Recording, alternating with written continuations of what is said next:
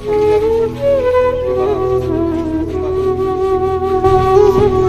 रुंसारि जालांनाय गयारि बिथांनि रुंसारि जानायखौ जों बयबो मिथिनानै बेयाव बयबो ज' ज' नुजाथिनो हादों। दा बिथांखौनो जोङो जा जायगायाव बिथाङा हाबा मावदोंमोन बर्थमानाव बैफोर जायगासिम जोङो दान्दिसे फिदिंनानै लाबोनो नागिरनाय।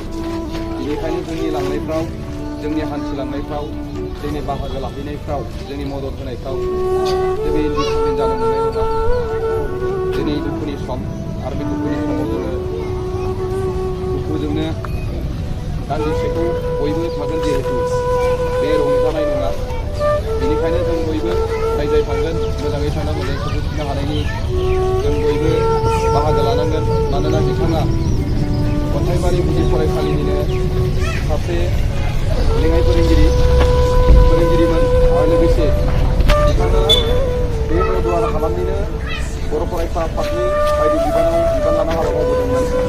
लोगोसे बावैसो खुंजानाय सनाथि मायथाइ फोरबो बर' थुनलाइ आफादनि बिथाङा गोदानै बिबान मोननाय नेहाथारिमोन। आरो बेबायदिनो बिश्वनाथ जिल्ला बर' आर्टिस्ट एस'सियेसनाव बोसोनगिरि बिबान दं होननानै एबा बोसोनगिरियाव बिथांखौ मासि होदोंमोन होनना जों मिथियो। दा बिथांनि जि मावलांनाय हाबा हारिमु गासैखौबो जों बावगारनो हानाय नङा, आरो बेखौ दिनै जों गोलावै रायलायनायनि सम नङा। दा बेनिखायनो बिथांनि मुङै बिथांखौ लाबोफिननाय समाव बिथांखौ जों बिदाय होजासिम साफ्रोमबो नोंथांमोनखौ आब्रुथि गोनाङै बाहागो लागोन बेखौ खावलायनानै जाय बिथांमोना गारि लाबोदों गारिजोंनो हान्थिगोन। जोङो बालिजिरि जानानै नौका सेन्टाराव हाबग्रोगोन दान्दिसे, आरो नौका सेन्टार हाबखांनानै बिथाङा जि मावनाय फरायसालि बेयाव जोङो हाबहैगोन। बिनि उनाव जोङो बायदि सेन्टाराव बिथांमोना खावलायोब्ला एबा जोङो समखौ गोरोबनानै दान्दिसेखौ लाखि फैनानै जोङो जोबथा बिदायखौ बयबो बिसिनि सुबिदा जानो हागौ, दा बेनिखायनो जायगाखौ जोङो निउ सेरफांगुरि गामि अर्थात दैसागुरि गुदि फरायसालि दैसागुरि गुदि फरायसालि खाथियाव जोङो बिथांखौ बेयाव लाबोफिनालासे बेयाव सोंदियै लांफानाय जागोन। बेनिखायनो रायजो राजा नोंथांमोना इयुननि हाबाफारिखौ सांग्रां जानानै थाफागोन। सम बायदियै जोङो दिनै हाबाफारिखौ मावफुंनो हागोन बेखौ मिजिंथिनानै जोंनि दिनैनि बिथांखौ रुंसारि बिथांखौ दान्दिसे गावनि फरायसालि आरो ओनसोलाव बयबो हास्थायनानै थानायनि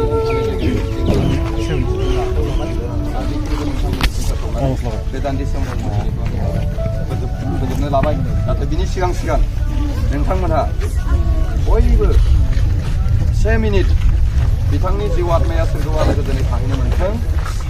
जोंनि जि मावलांनाय बेखौ जों बावाखै, जोंनि गेजेराव जि माखासे अबदान होलांबाय बेखौ बावाखै। बिनि थाखाय जों 1 मिनिट कन्डलेन्स खालामगोन। बयबो नोंथांमोनखौ बाहागो लानो थाखाय गुरै खावलायनाय जाबाय। जागायबाय।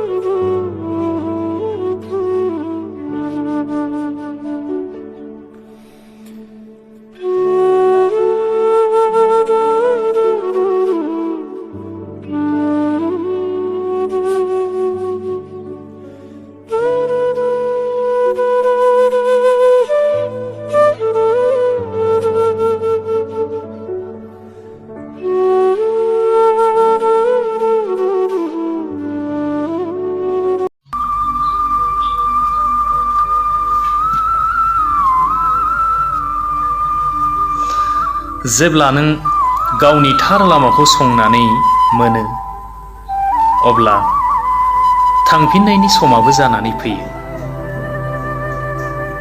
बेनिखायनो थांनानै थासान्दियाव, थांनानै थानाय समाव बयजोंबो मिनि खुसि रंजानायानो मानसिनि धोरोम। बेनिखायनो थांनानै थानाय समाव मिनि खुसि रंजाना थानायानो मानसिनि धोरोम।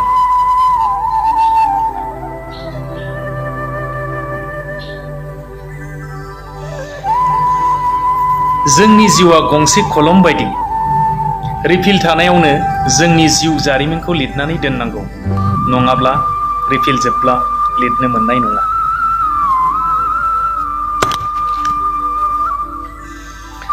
रावबो सुबुङा ओरैबायदि धनी जाया जे थांनाय समफोरखौ बायनानै मोनफिननो हानाय, आरो रावबो सुबुङा ओरैबायदि गोरिब जाया जे फैबाय थानाय समफोराव सोलिनो हायै जानाय।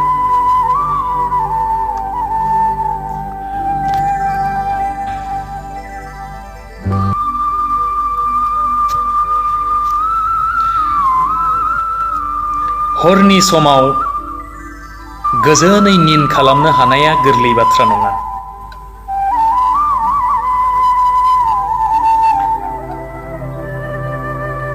हरनि समाव गोजोन निनजों उन्दुलांनो हानाया गोरलै बाथ्रा नङा, मानोना नों सानाव बयनिबो मोजां खामानि मावनो हानाय सैथो खामानि मावनाय जानांगोन।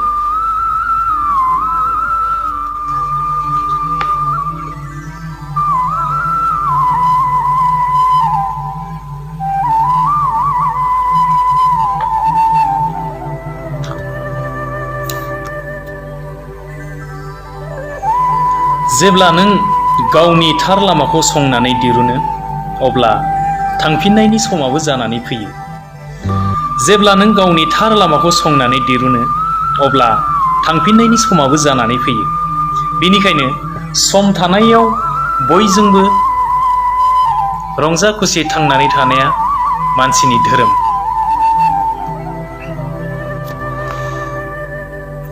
जोंनि जिउआ गंसे कलम बायदि, जेराव रिफिल थानाय समावनो जोंनि जिउ जारिमिनखौ लिरनानै दोननांगौ।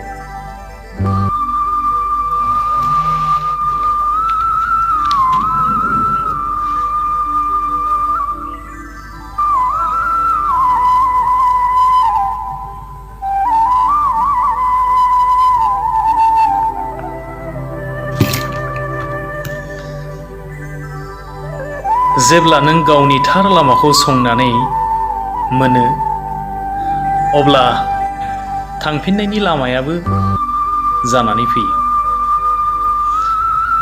जेब्ला नों गावनि थार लामाखौ संनानै दिरुनो, अब्ला थांफिननायनि समाबो जानानै फैयो। बेनिखायनो थांनानै थानाय समाव बयजोंबो गोरोबनानै सोलिनो हानायानो मानसिनि धोरोम।